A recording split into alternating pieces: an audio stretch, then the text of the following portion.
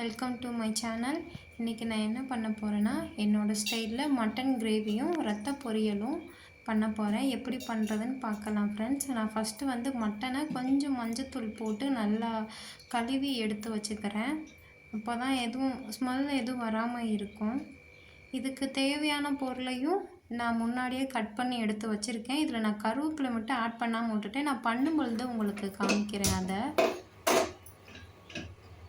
Cooker வச்சுட்டு cooker சூடானதுக்கப்புறம் 2 spoon எண்ணெய் இதில் ஆட் பண்ணிக்கலாம்.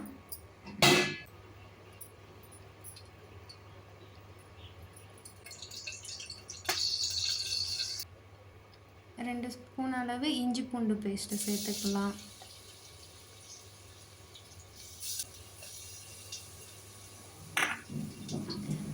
நம்ம அதுக்கப்புறம் வாஷ் பண்ணி வச்சுருக்க மட்டனை இதில் போட்டுக்கலாம். நான் ஒரு 1/2 kg மட்டனில் தான் பண்ண போகிறேன்.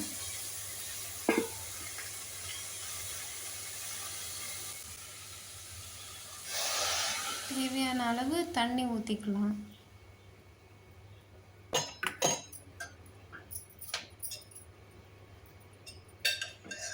இதுக்கு கொஞ்சமாகவே உப்பு போடலாம். ஜாஸ்தி போட்டோன்னா கறி கக்கும். அதனால் நம்ம உப்பு வந்து அளவாகவே போட்டுட்டு லாஸ்ட்டு ஃபைனலாக தேவைப்பட்டால் நம்ம சேர்த்துக்கலாம்.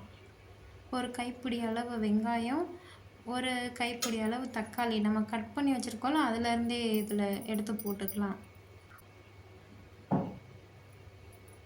மஞ்சள் தூள் வந்து ஒரு 1/4 டீஸ்பூன்.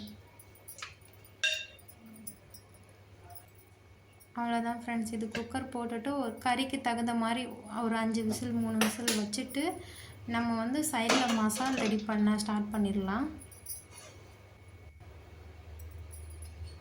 பாத்திரம் சூடானதுமே 2 ஸ்பூன் இதுக்கும் எண்ணெய் ஆட் பண்ணிக்கலாம்.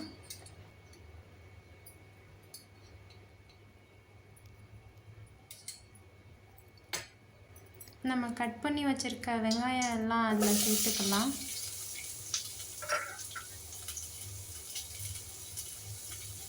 நம்ம எடுத்து வச்சிருந்தோம்ல கசகசா, பட்டை, சோம்பு, மிளகு, ஜீரகம், கிராம்பு, ஏலக்காய் அதையெல்லாம் போட்டுட்டு கருக விடாமல் லேசாக அதை கிளறி விட்டுருக்கோம் ஃப்ரெண்ட்ஸ். நான் சொன்னேன்ல கருவேப்பிலை வந்து இதில் ஆட் பண்ணலன்னு. இப்போது இந்த டைம் வந்து நம்ம கருவேப்பிலை இதில் வந்து சேர்த்துக்கலாம். இது வந்து நல்ல ஒரு டேஸ்ட்டும் ஒரு ஸ்மெல்லும் இருக்கும்.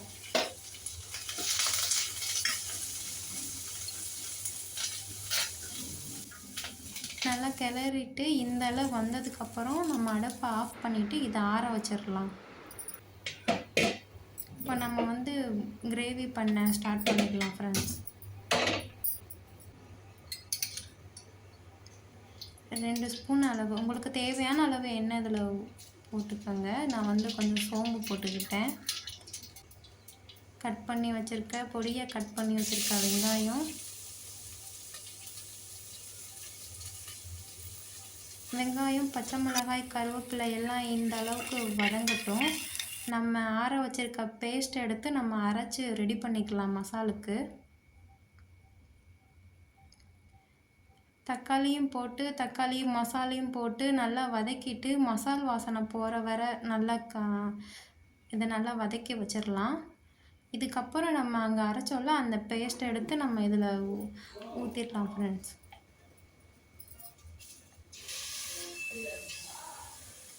ஊற்றிட்டு நல்லா மூடி போட்டுட்டு சிம்மில் வச்சு ஒரு 5 மினிட்ஸ் இந்த அளவு எண்ணெய் நல்லா பிரிஞ்சு வர அளவுக்கு தண்ணியெல்லாம் வற்றி எண்ணெய் பிரிஞ்சு வர அளவுக்கு ஒரு 5 மினிட்ஸ் நம்ம வெயிட் பண்ணலாம். சிம்மில் வச்சிடலாம். இப்போது இதுக்கப்புறம் அந்த ரெடியாக எண்ணெய் பிரிஞ்சு வந்ததுக்கப்புறம் நம்ம வேக வச்ச மட்டன் இதோட சேர்த்துட்டு இதை நல்லா ஒரு கொதி 2 கொதி வந்தாலே போதும். ஆல்ரெடி பச்சை வாசனை மசால் வாசனை எல்லாம் போயிருக்கும். ஒரு கொதி வந்ததுக்கப்புறம் ஆஃப் பண்ணி வச்சுட்டு அவ்வளோதான் ஃப்ரெண்ட்ஸ், அது முடிஞ்சிருச்சு. இது வந்து நான் ரத்த பொரியல் பண்ணுறதுக்கு ஸ்டார்ட் பண்ணிட்டேன். வெங்காயம், கருவேப்பிலை, பச்சை மிளகாய் எல்லாம் போட்டு நல்லா வதக்கிடலாம். வதங்கினதுக்கப்புறம் ரத்தத்தை கட்டி இல்லாமல் கரைச்சி இதில் ஊற்றியாச்சு.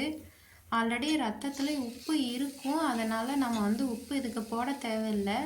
உங்களுக்கு இன்னும் உரப்புக்கு வேணும்னா லைட்டாக மிளகாத்தூள் கூட போட்டுக்கிடலாம்.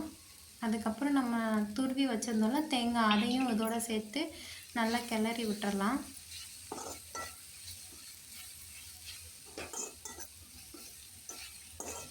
இது ஒரு 5 மினிட்ஸ் தான் ஃப்ரெண்ட்ஸ் ஆகும், ரொம்ப நேரம் ஆகாது. என்ன இது கிண்டிகிட்டே இருக்கணும், இல்லாட்டினா அடி பிடிச்சிரும். அவ்வளோதான் ஃப்ரெண்ட்ஸ், முடிஞ்சிருச்சு.